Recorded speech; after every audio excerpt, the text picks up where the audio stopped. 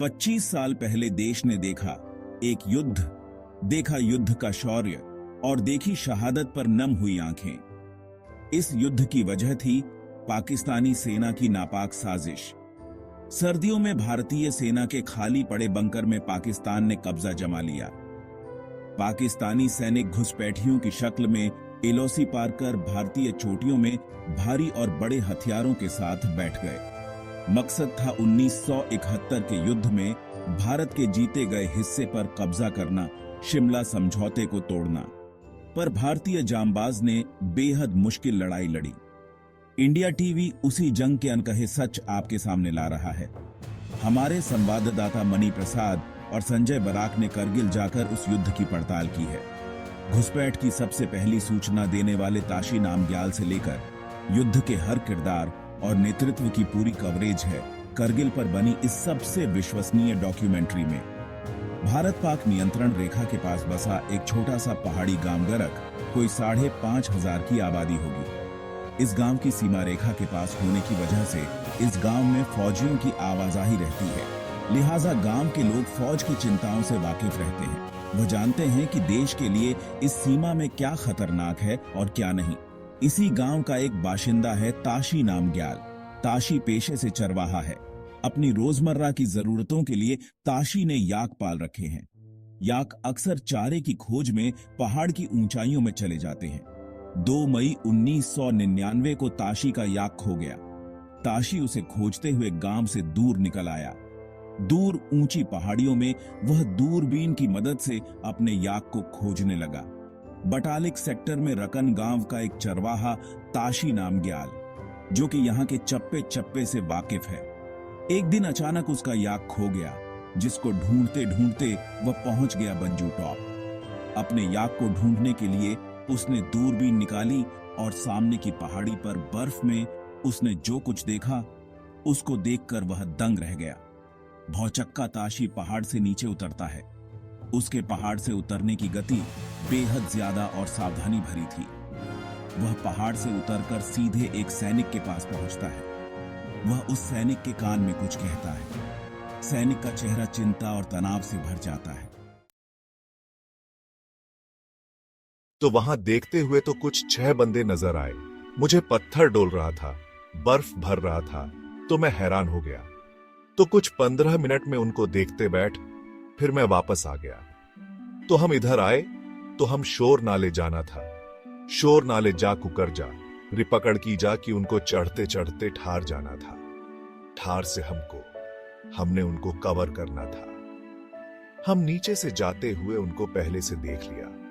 उन्होंने चढ़ हुआ तो मैंने बोला, साहब जी और भी है।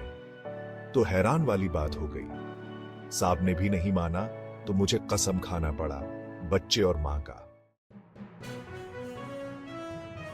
करगिल की चोटियों का गुपचुप रहस्य अब दिल्ली के गलियारों में दस्तक दे रहा था। करगिल में चल रही उठापटक की जानकारी उस समय के रक्षा मंत्री जॉर्ज फर्नांडिस को 6 मई 1999 को दी गई। करगिल से आ रही तनाव की खबर में अब दिल्ली ने पुख्ता मोहर लगने की बात कही। इन गगनचूमती पहाड़ियों में भारत के खिलाफ एक बेहद संगीन साजिश ने बंकर बना लिए थे और इन्हीं बंकर की हरकतों ने करगिल को अजीब सी सनसनी से भर दिया था, जिसकी हलचल ने दिल्ली की रायसीना हिल्स में भूचाल ला दिया। कैबिनेट कमेटी ऑन सिक्योरिटी की एक स्पेशल ब्रीफिंग हुई थी ऑप्स रूम में, जो ऑपरेशन रूम कहलाता है आर्मी का। उसमें यह खबर मिली थी। हमने पूछा था क्यों हो रहा है, क्या हो रहा है। आर्टिलरी फायरिंग भी करगिल में पाकिस्तान की ओर से ज्यादा होने लग गई। चोटियों में घुसपैठिए और करगिल में दुश्मन तोप के गोले। करगिल पर हुई पाकिस्तान की घुसपैठ कितनी बड़ी थी, इसका जायजा लेने के लिए सेना की कई टुकड़ियां इस इलाके में भेजी गईं। पूरी सावधानी के साथ सेना के जवान इलाके में चल रही दुश्मनों की हरकतों को भांप के लिए घुसे। रेगुलर फोर्सेस की ऐसी कोई खबर नहीं थी कि रेगुलर फोर्सेस हैं। उधर खाली घुसपैठियों की बात की जा रही थी।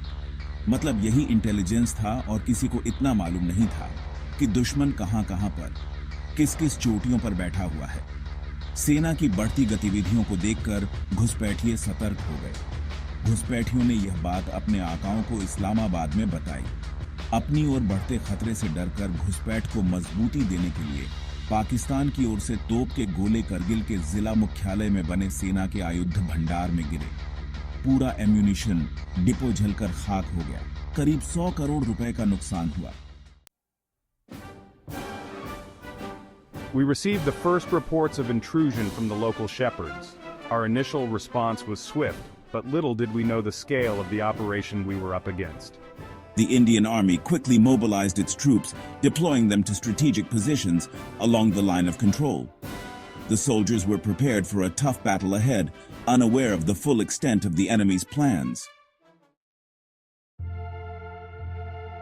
In the early days of the conflict, Captain Saurabh Kalia and his patrol were captured by Pakistani forces. Their capture marked a significant and tragic moment in the Kargil War, highlighting the brutal realities of the conflict. Our artillery units were ordered to target key Indian positions. We knew that disrupting their supply lines and communication would be crucial to our strategy. Pakistan's artillery strikes were relentless, aiming to weaken the Indian defenses and gain a tactical advantage. The intensity of the bombardment posed a severe challenge for the Indian forces, testing their resilience and resolve. As the gravity of the situation became clear, India had to respond swiftly and decisively. The nation's leadership was put to the test. We had to ensure that every step we took was calculated and effective. Our objective was to reclaim our territory while minimizing casualties. The defense minister, along with military strategists, devised a comprehensive plan to counter the intruders. It was a time of intense deliberation and coordination.